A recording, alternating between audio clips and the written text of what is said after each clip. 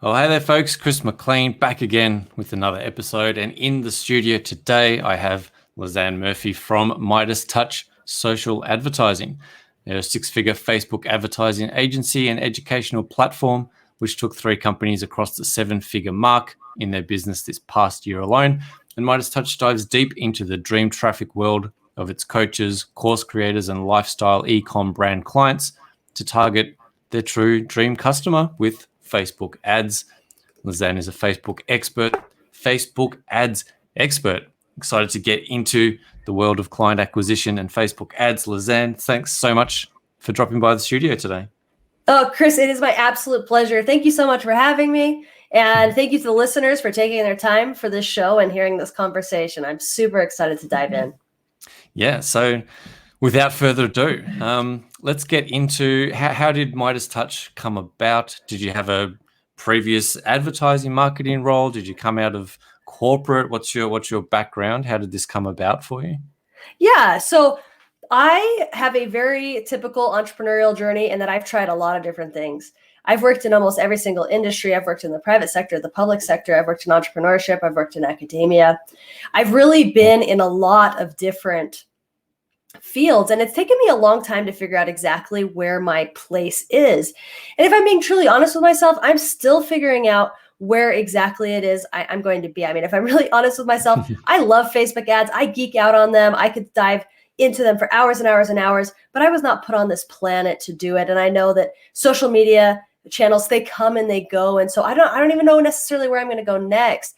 But throughout my journey, what's been interesting is that I've learned something in every single thing that I've done, and it's led me to being really good at what I do now. And so I had 2 business failures before I started my Facebook advertising agency.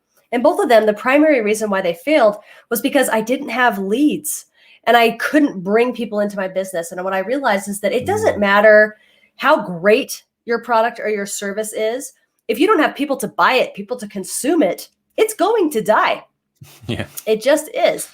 And so I miraculously got this opportunity to work in a general marketing position for a publishing company in downtown Salt Lake City in Utah, where I'm from. And I got exposed to all kinds of marketing, and I just fell in love with the human psychology and how to get people to take certain actions. And I really fell in love with Facebook because of the data. Yeah, you get real-time analytics about where your money's being spent and how effective it is being spent down to the cent. And I just became obsessed with it.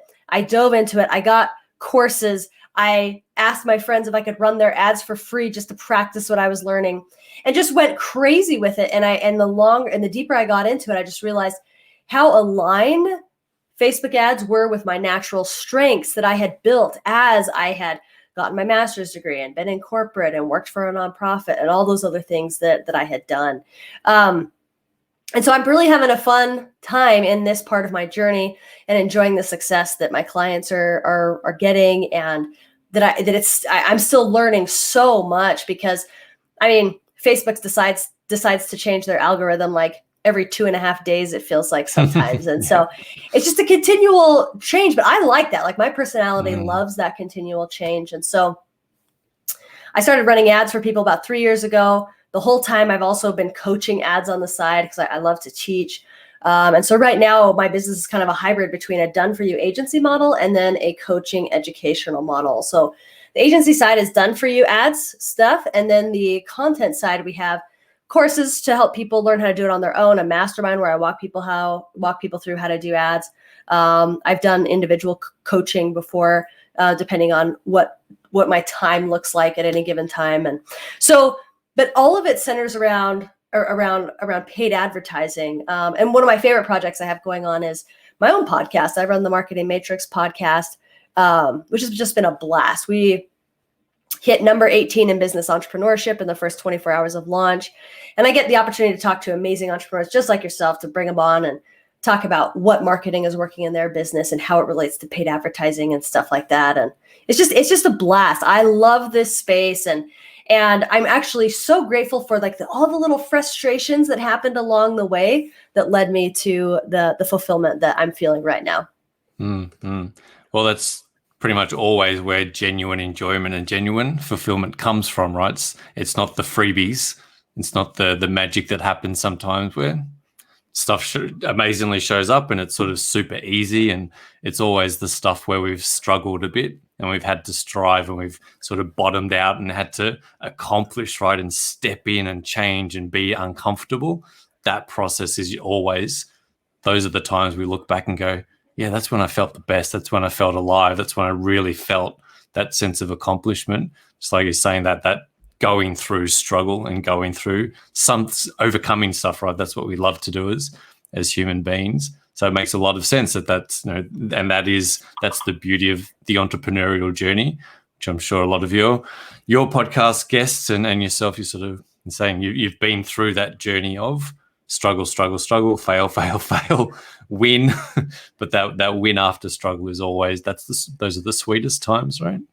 It's so true. It's so true. Yeah. And each struggle, like when you're in the middle of the struggle, there's a lot of despair there, but there's such an important lesson that I believe that, like, I'm a believer in God, but whether it's God or universe, like whatever, that you need to learn to become the best version of yourself so that you can serve at a higher level. And so I've really learned to appreciate those moments. Like I had a moment in January where one of my biggest accounts in the agency stopped working with us. And then right after that, then I got COVID. And so I had like this 6-week stint where I was just like, oh my gosh, my life is going to come to an end, you know, but like in the back of my mind, I was like, no, like this is going to be a really important piece of my story. I'm going to learn a lot from this. I'm going to build better next time. I'm going to do more and be more for people. And it actually turned out to be the best experience now. And now the agency is even bigger than what it was before I had that deal fall through. So it's just, you know, you have to hang on. Like I have a couple of friends and one of my friends, her favorite saying is like, those that win are those that stay in the game. Like it isn't even like, I'm sure we've all seen people where we're like, I swear I'm smarter than them, but yet they're so much more successful. They've stayed in the game, and truth is they probably stayed in the game and they stayed at it longer. Like we gotta just stay in the game and keep trying and listening to our market and staying in the game. Yeah, 100%. We sort of like to talk about the infinite game, right? And ultimately that's what a long-term business is, this sort of infinite thing that we can lean into. And someone like yourself, that's where passion and purpose and all of this stuff becomes a real motivator when we're aiming at something that is kind of this infinite, something like Facebook, as you're saying, right? It's this infinite game. It's always changing. You can always develop expertise. You can always refine and hone that mastery of craft. So really that's what we're looking for. And that's sort of what helps us sort of keep going and coming back. And I love what you're saying. It's hard to beat someone that never gives up. Right. So true. That's what we see. You know, persistence, consistency, and focus are three of the biggest drivers for success in business that are somewhat undervalued. We look at systems and process and tactics and this kind of stuff, which is great, but being consistent, showing up every single day and doing the right thing because it's the right thing, doing that consistently and being persistent and gritty and doing it even when you don't feel like it. And doing that on the right activities in your business, having that focus, you get that stuff done on the daily. That's where success sort of becomes this emergent property of doing those things, right? Is that what you found sort of grow? You failed a couple of times, you dropped some businesses, you picked up again. Is that that consistency and just showing up every single day and doing the work because it's the right thing to do? I think what entrepreneurs don't realize is the power that consistency has to compound results down the road, right? Yeah. Like when you're consistent, it's not just 1 + 1 = 2, and then 2 + 2 = 4, and then 4 + 4 = 8. Like it feels like that in the beginning, and you just feel like you're like, man, I'm just dealing with like small arithmetic. But if you put in that consistent effort day after day, it's not too long before that basic arithmetic turns into exponential algebra. And your returns for very small efforts starts to just be huge. Like I was just writing a post for my social media profile just a couple of weeks ago talking about the power of networking. And whenever you talk to experienced entrepreneurs, they always are like, your network is your net worth, and you got to go after your network. And if you're a new entrepreneur, you're just like, oh, it's so cliche. I've heard that 10,000 times before. And like, I just don't see the effect of it.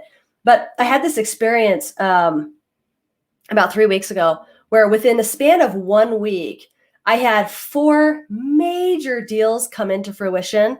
Some I'd been working on for a long time, and others that just like came like because I was like in the right place at the right time.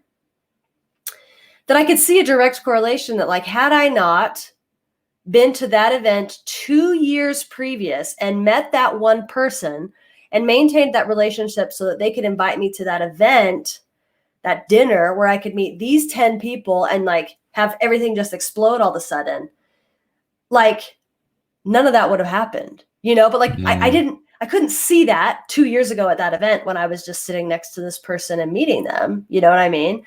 And so the consistency, especially with the people in your life, especially with your network, are just critical for your success. Yeah, they're really important for understanding that sort of second and third order consequences of things as well, right? That's why and how it compounds so much over time. And you said you meet one person, that one introduces you to 10, that 10 introduces you to another 10, another 20, and suddenly down the line, all this work shows up seemingly out of nowhere. But it's that second order consequence of a conversation you had, and then that person had a conversation and referred you and recommended you, and your sort of profile's building over here somewhere and you're unaware of it. And then one day it shows up and you're like, holy crap, where did that come from? Yep, it's so true. It's so true. That's a great way to put it. Yeah, really, really powerful stuff. I'd always say that network, and particularly today, in today's economy, the way things are going, tapping into existing network is massively underrated. Sort of what you're saying, like we sort of go, I've heard this all before. It's old hat. It must not work anymore because I've heard it so often, right? There's this tendency to want to have novel information, right? If it's not new, if it's not the latest, if it's not the biggest thing, then it's probably not going to work. But stuff like this exists and it's been around forever because it does work. So, networking, building partnerships, those two things are massively, massively vital for businesses, and they can get glossed over with stuff like, Facebook ads and digital and paid ads and organic and these strategies, which I want to get into the Facebook side of things in a little while. But I think these two things are, in terms of business, are really, really undervalued, but really, really important, as you've sort of been saying. Yeah, for sure. Well, and I think that sometimes the internet makes it harder, but it gives a greater opportunity. I mean, the fact that you and I can be in 2 different places in the world and be talking at the same time, and there could be someone that you meet on the other side of the world who you want to introduce to me, but like, had we not had the internet to be able to do that, like, it's just your opportunity for network now expands out of your region, to now be a global opportunity, which can, I think, be overwhelming, but it can also be very, very exciting. Yeah, it's massive potential to tap into. I mean, I had earlier this week, I think I had, or last week sometime, I had another coach on the show, and he's been, he started his agency in the late 80s and sort of moved into sort of the advertising marketing sphere, late 80s, pre-internet. Your network back then was literally the people you went to work with, or the people you went to a physical networking event, or masterminding was going to a place and connecting with people. But now, like I said, I can jump on a call. We can open up a Zoom channel and have 150 people on a call and get our message out and connect with people. So the opportunity is significantly expanded. So whole different world out there to tap into. For sure. For sure. Yeah. And that's really, I think, where the potential of ads comes in. I mean, the Facebook platform itself, there's 1.5 billion active users on that platform every single day. Yeah, it's insane numbers to not think even about. 1.5 billion people with the app, but 1.5 billion active users. And so when people come to me and they're like, I'm not sure I can find my audience on Facebook, I'm like, yes, you can. They're there. They're there. Some are smaller and harder to find for sure. Like, I'm not going to just say it's easy for everybody, but the chances are high that you can find someone that you can serve at a very high level using Facebook ads, and you have access to that pool of 1.5 billion people. Yeah. So beautiful segue. Let's go into that. So I have a business, coach, course creator, agency, whatever the business is that I'm running. Out of that 1.5 billion people, and the 3 to 5 billion people on the platform in total, how do I find the 1,000 people that are going to buy from me and come into my business, come into my ecosystem? How do I start to narrow that field down? What does that look like in terms of the data, the analytics? How do I start to find those people? Yeah, well, it really falls into two major categories, and there's a lot of different nuances in these categories, but it really falls into these two major categories. So the first is you have to understand your message. And the way you understand your message is you have to have it dialed in who you're serving, how you're serving them, and what problem you're solving for them and the result that you're getting for them. If you can understand that and get the message aligned with that, that is honestly the majority of the battle. Whenever I start working with people, I will often get a hold of their ads and I'll look at them and I'll say like, okay, well, this ad could be so much more effective if you went just right for what you're actually trying to fix in their lives. So I've done experiments where like I'll change the copy and I'll just be more specific in like what the product or service is aimed to do for the ideal customer, and relaunch it even to the exact same audience. And without fail, the cost per lead, the cost per acquisition drops. Facebook loves you to help it out by being very specific in your messaging. I was talking to one of my good friends a couple of months ago, and he said, all paid advertising is it's paying to put your message in front of people. So if you don't have a message that's dialed in yet, then don't do ads yet, because all ads are doing is putting money behind the message that you should already have figured out. So that's the first thing. The second thing is audience targeting, okay? And this is the thing that scares people so much about Facebook, is like, how do I communicate to Facebook who my ideal avatar is so that Facebook can then go and find them? And it can be scary, but it doesn't have to be. Really what you're doing is you're creating your avatar in the interest targeting. There's so many interests that you can use. And a lot of people, they think really one-dimensionally about their audience targeting. So for example, if you're selling, like let's say I'm doing ads for myself, and I'm like, okay, I need to find people who want Facebook ads. So I'm going to plug in the interest of advertising, and anyone that's interested in advertising, they will probably be interested in Facebook ads. Well, that might be true, but the interest of advertising is like almost 130 million people large. It's absolutely huge, right? And so, but who's going to be interested not just in Facebook ads? There's lots of Facebook ads people out there, but like, who's interested in my brand of that? And so I got to really think about like the person. Like, it's not just anyone who's interested in advertising, but like perhaps, like, let's say I love Starbucks and I am just like a total junkie for Starbucks, and I live by it. And a lot of the lessons in my course are tied to Starbucks. This is actually not true. Like, I don't even drink coffee, but for whatever reason, this like came to my mind. Yeah. I can actually pair the interests of advertising and Starbucks together, and Facebook will say, okay, I want to find people who match, who are interested in advertising, but who also have an affinity for Starbucks.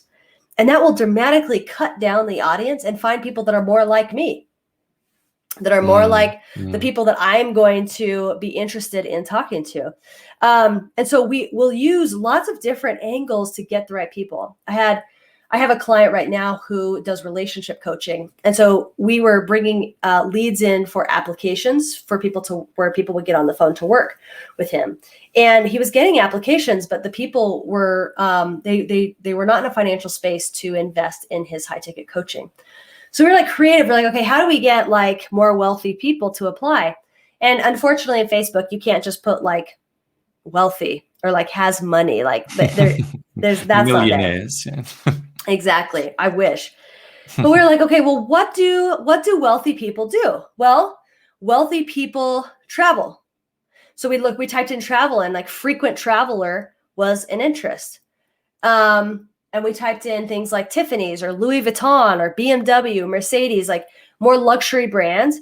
And we paired that with people that are married and are interested in some sort of relationship coaching. And we also paired it with gurus that talk about relationships. And what was interesting is more apps came in, and they came in at pretty much the same price, but the people that came in had more money and they were ready to invest.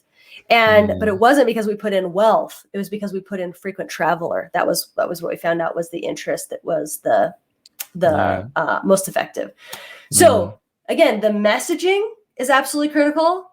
And then the interest targeting. Those are like the two main players to be able to pull your people out of that 1.5 billion people on Facebook. Yeah. Yeah, I love how you bring in that. You're sort of really looking at the holistic person, but you're also mapping that lifestyle component, right? But you're also just mapping it to you and your interests. That's sort of something I hadn't particularly thought about before, possibly tried it at some point, but that idea of what do I like? Maybe I love rock climbing and martial arts. So if I can go out and pair that with people that are running ad agencies, right? If I can put that pairing together, I'm going to find people that are more like me in general. Yeah. And let's be honest, same like sort of interests. We want to hang out with people that are like us, right? Like that's really what makes friends, is like common interests. Like we probably have very few friends that don't have at least one common interest, right? So you're going to enjoy working with your clients more if you can find clients that have more in common with you. Yeah. No, I love that approach. And again, I love the idea of adding in that, how do I find the sort of the financial thermostat of my ideal client as well through their likes. So maybe it is, I mean, golf seems to be one that's, rich people play golf, or people at a certain level of wealth have that time freedom to go and play golf and invest in golf clubs, right? It's an expensive thing to do. Or maybe a polo, skiing. Right? Someone skiing, polo, like these types of events, these kind of more expensive hobbies. If that's the market you're looking for, those could be good ideas to sort of work out, how do I get people? I said, how do I get people with the budget that if I'm in a high ticket program, how do I attract those people that have that kind of budget? Yeah. Exactly. Yeah, I love that of pairing this is the person, right? It's advertising, it's marketing, it's an agency, and here's some stuff that they like to do. And you sort of mentioned there as well, bringing in sort of other influencers or celebrities or sort of people in that industry. Tony Robbins is always a great person to Robert Kiyosaki. These guys are in the sort of entrepreneurial space. You sort of target those guys. You sort of, people are looking at them and they're a similar buying type if they're looking at those sorts of people. How do you help people find those influencers in there? Like they might be in a super specific niche like auto or real estate. How do you sort of find that? Does that apply to those sorts of industries too? Yeah. So with so what's interesting, especially with Tony Robbins, is his interest is actually so big, you kind of have to pair it with something else to narrow it down, right? So you got to do like Tony Robbins and entrepreneurship, right? Because there's a lot of people listening to Tony Robbins that have no desire that are a coach, right? But there's smaller niches where they don't have like a giant guru like Tony, and sometimes the gurus don't have an interest. Like the person on Facebook has to have a big enough following for it to be considered an interest. So like, for example, I've been working with a new client just yesterday. I was doing some research because I don't know everything about every niche. And this particular business, they're helping people start interior design businesses. And so I said, gurus for people interested in interior design. And Google gave me a list of 12 people. And I went into Facebook and I literally just started plugging those people in. And about 5 of them were large enough to have an interest in Facebook. The other ones did not. Or even some of the other ones, they didn't have the person, but they had the TV show that was associated with that person, if that makes sense.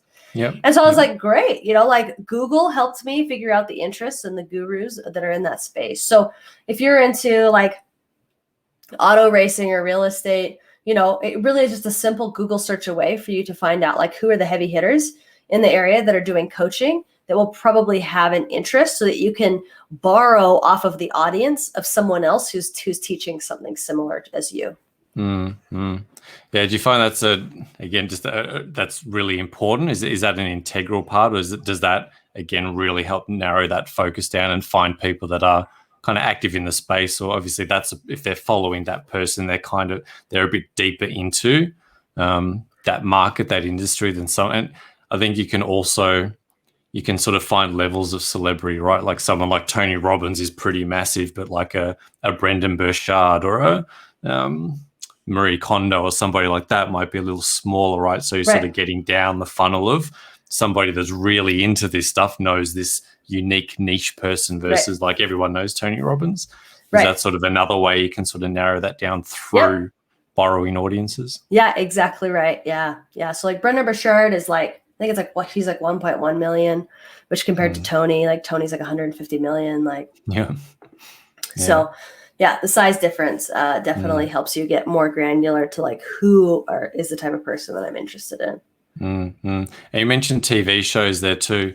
Is it good to target things like TV shows, books, movies, that kind of thing as well? If I'm targeting like a Robert Kiyosaki, for instance, he might have several books on slightly different topics. Yeah. Maybe I could target Rich Dad, Poor Dad, or Cash Flow Quadrant or something like that to get a specific thing within that one sort of celebrity. Yeah, so I find that books and TV shows are good if they're paired with other things. And the reason for that is that a lot of people like TV just because they like TV. But like, especially like if you're in the entrepreneurial space and you're like helping other entrepreneurs, a TV or a book is not going to be as helpful. Right. Because there's going to be a lot of people in there that aren't necessarily your audience. But if you're pairing that with like Robert Kiyosaki with people that are the admin of a Facebook business page, right? That you're probably going to get someone who has a business as well as is interested in Robert Kiyosaki and that Rich Dad, Poor Dad philosophy. So you really just have to think about like who are the type of people that are following this, and is that enough? Like, is it enough? Like, so for example, like for Brendan Burchard, you could probably just do Brendan Burchard and be fine. But like with Tony Robbins, you're not, because like there's a lot of different people that listen to Tony Robbins. But like Brendan Burchard, his audience really is majority, I'd say probably like 80 to 90% entrepreneurs, people that are interested in doing side hustles and being ultra productive, and not as much about just like people interested in personal development. Or general business. He's sort of high performance habits, and he's a bit more on that course creation and that kind of stuff as well. Yeah. So what is that sweet spot? Is there a sweet spot of numbers? So Tony, like do I want to be getting 100,000, 5,000, 1 million? Is it super just dependent on on what I'm doing and what I'm selling? Is there a sweet spot in terms of numbers of target? So whenever I'm starting with a client, I like to start with audiences that are 2 to 5 million. I just find like that's a healthy amount where like there's enough people and there's enough data points in that audience that the algorithm can find who you're looking for. Right. When you're first starting out, when it gets smaller than that, Facebook has a hard time knowing what to look for, especially if your pixel's unseasoned. It also can create problems if you're teaching something nationally. Your budget can burn through an audience of 100,000 like so fast, because like an impression is every time an ad is shown on screen, and the health of an ad is shown with the statistic of the link click-through rate. So a good link click-through rate is 1% and above. So if you think about it, 1% of impressions clicking through is a good thing. So that's like 10 people in every 1,000 people who are looking in your ad. So you might think that's terrible percentage, only 1%, but that's really all we're expecting is like for 1,000 times something is shown on screen, you're expecting about 10 people to actually stop and look at it. So you think if you have a audience that's only 100,000 people, right? Like you could spend $30 and burn through that in like a couple hours, and then Facebook doesn't really know what to do, and it just keeps showing it to the same people over and over and over again. And if those people didn't react the first time, They might react the second time, but they might not. And pretty soon, like they're going to be like, dude, stop showing me this ad. Like, I'm not interested. Right. So like having like 2 to 5 million, I think is the real sweet spot. Once your pixel is dialed in, you can go much higher. I have some audiences in my older clients that are 120 million and they're crushing it. But like with a brand new client, that audience is too big and the algorithm is just like swimming around people spending money trying to like find your people. And so if you're just starting out, like the sweet spot really is like 2 to 5 million. Nice. Yeah, some good tactical advice there. I think it's such a big world, and Facebook ads can be quite scary. Even if you sort of know what you're doing, like getting it really dialed in and honed down to. I switch this thing on, and it's just for every dollar I put in, 2, 3, 4, 5's coming out the back end. That's ultimately the goal. So what you want to get to, right? Don't put $1 in and get 0 out the back or get negative out the back. Yeah. So it's really important to get this stuff dialed in. I like how you've been able to bring it down for us from that sort of high level right the way down to tactically what does it start to look like in picking audiences, finding that ideal audience size. So really, really insightful stuff. If people want to find out more about you, they want to learn more about Facebook ads, they want to come and do some of your education, some of your training, where's the best place for them to come and find that, to come and find you, get connected, all that good stuff? Yeah, so the best place, most everything starts in my Facebook group. So my profile is listed right there, which links to my Facebook group. And so you can get to my Facebook group, but that's where I answer questions, talk to people live. My website is under construction right now, so it'll be up shortly, and you can see all of the things that I offer on there when that's ready. On LinkedIn, there's tons of testimonials, but I really like to have a conversation about ads. If you want to talk about that, my Facebook group's the best place. And so my Facebook group is called Facebook Ads for Coaches, Course Creators, and Lifestyle Ecom Brands. I know it's a really long, hard to remember name, but it works with Facebook's SEO. So if you go to facebook.com/groups/FB Ad Ninja, FB is in Facebook, ad is in advertising, and then ninja as in ninja. That's where you can get that. And again, you can find it through my profile. So hook me up, hit me up with the DMs. I'd love to talk to people about ads and their journey and where they're at. Everyone knows they need to do ads, but it's really hard to know, like, when is it time to start?